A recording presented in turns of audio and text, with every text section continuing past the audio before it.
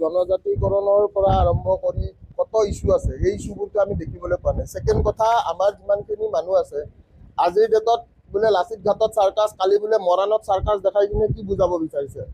অসমে দিছে চেণ্ট্ৰেলক, চেণ্ট্ৰেলে অসমক একো দিয়া নাই।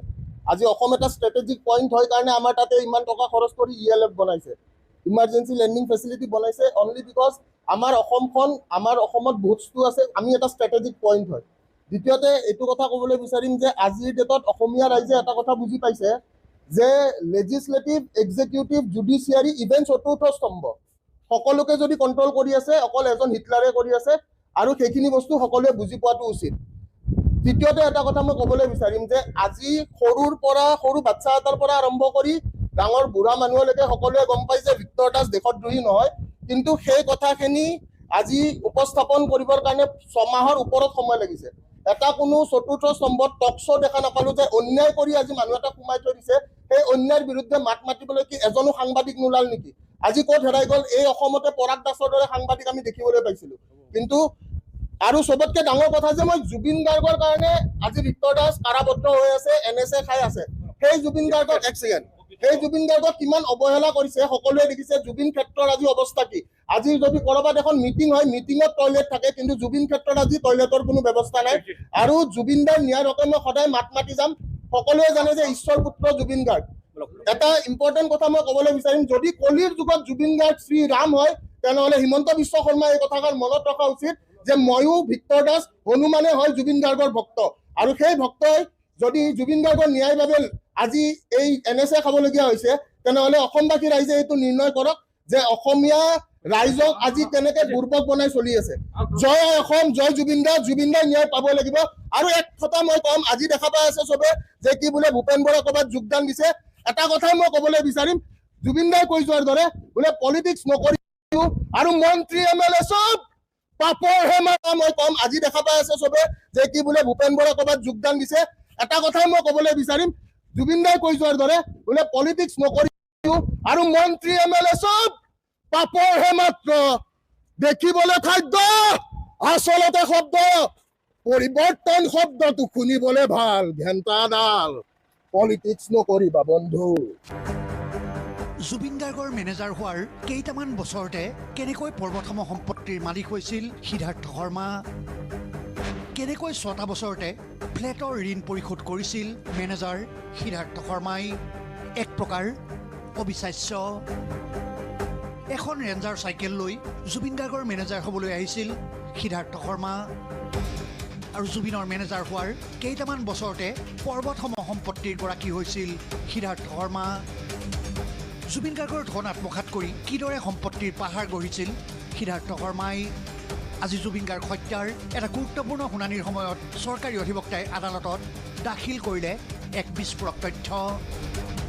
জুবিন গাৰ্গৰ ধন আত্মসাৎ কৰি মাত্ৰ 6টা বছৰতে ফ্লেটৰ ঋণ পৰিশোধ কৰিছিল সিদ্ধাৰ্থই। বেংকৰ পৰা 20 বছৰৰ বাবে লোন লোৱা সিদ্ধাৰ্থৰ বাবে এয়া কিদৰে সম্ভৱ হৈছিল? চৰকাৰী অধিবক্তাই ক'লে জুবিনৰ ধন আত্মসাৎ কৰি ফ্লেট ক্ৰয় কৰিছিল সিদ্ধাৰ্থ শৰ্মাই। সুন্দৰভাৱে পুলিচে ইনভেষ্টিগেশ্যন কৰা কথাখিনি কোৰ্টত উদঙাই দিছিলোঁ যে তেওঁ দৰমহা পাই 50-60 হাজাৰ টকা মাহে। তেওঁ 20 বছৰৰ লোন লৈছিল, 6 বছৰতেই গোটেই পইচাখিনি ওৱান গোতে দি দিলে। তেওঁ ক'ত পালে ইমান পইচা যাৰ ইনকাম মাত্ৰ 50 হাজাৰ টকা মাহে? চ' সেইটোৰ পৰা ওলাই পৰে যে তেওঁ জুবিনৰ পইচাখিনি আত্মসাৎ কৰি শ্ব'বিলাক কণ্ডাক্ট কৰাত যিখিনি পইচা আত্মসাৎ কৰিছিল সেইখিনি জমা ৰাখি দিছে। উল্লেখ্য যে আজি আদালতত সিদ্ধাৰ্থ শৰ্মা আৰু শ্যামকানু মহন্তই তৰা কেইবাখনো আবেদনৰ শুনানি গ্ৰহণ কৰা হৈছিল। জুবিন হত্যাৰ 2গৰাকী অভিযুক্তই বিচাৰিছে ছিংগাপুৰৰ কৰোনাৰ্ছ ৰিপৰ্টৰ প্ৰতিবেদন। কিন্তু চৰকাৰী অধিবক্তাৰ মতে ছিংগাপুৰৰ কৰোনাৰ্ছ আদালতৰ প্ৰতিবেদনত ছিংগাপুৰৰ আইনৰহে এখতিয়াৰ আছে, আৰু সিদ্ধাৰ্থ শ্যামকানুৱে দিয়া এই আবেদন খাৰিজ কৰিব লাগে আদালতে। আমাৰ অসম পুলিচে যিখিনি তদন্ত কৰিছে সেই মৰ্মে তেওঁলোক ইণ্ডিয়ান চিটিজেন, আৰু গোটেই কনস্পিৰেচিটো গুৱাহাটীত কৰি তেওঁক তাতে মদ খুৱাই তাতে পানীত এৰি দিছিল, সেইকাৰণে তেওঁক তাতে মাৰ্ডাৰ কৰা হ'ল। আৰু এইটো এটা পৰিকল্পিত হত্যা যিটো ৰচা হৈছিল গুৱাহাটীত আৰু এক্সিকিউট কৰিছিল ছিংগাপুৰত। That was pointed out to the court. কোৰ্টে সেইখিনি নোটিং কৰিছে। এতিয়া অৰ্ডাৰ দিব অহা 2 মাৰ্চত। ইফালে অহা 2 মাৰ্চত পুনৰ সিদ্ধাৰ্থ শ্যাম কানৈতৰ আবেদনৰ শুনানি গ্ৰহণ কৰা হ'ব। ইফালে জুবিন গাৰ্গৰ পত্নী গৰিমা গাৰ্গে আদালতৰ পৰা ওলাই আহি কয় যে অভিযুক্তসকলৰ অধিবক্তাই ইচ্ছাকৃতভাৱে শুনানি প্ৰক্ৰিয়া দীঘলীয়া কৰিছে। তেওঁ পুনৰ বিশেষ আদালত গঠনৰ দাবী জনায়। আমি 10 বজাতে 10:30 বজাৰ পৰা হ'ব বুলি আমি আহি পাইছোঁ।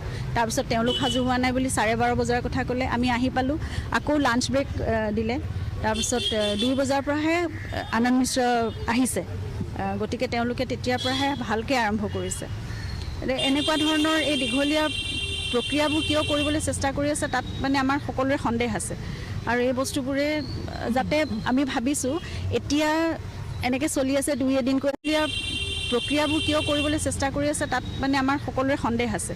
আৰু এই বস্তুবোৰে যাতে আমি ভাবিছোঁ এতিয়া এনেকৈ চলি আছে 2 এদিনকৈ সময় দি আছে আৰু কি ধৰণে কোনটো সময়ৰ পিছত কি কৰিবলৈ তেওঁলোকৰ মনত কি অভিপ্ৰায় লৈ আছে সেই কথাটোৱে ডাঙৰ কথা।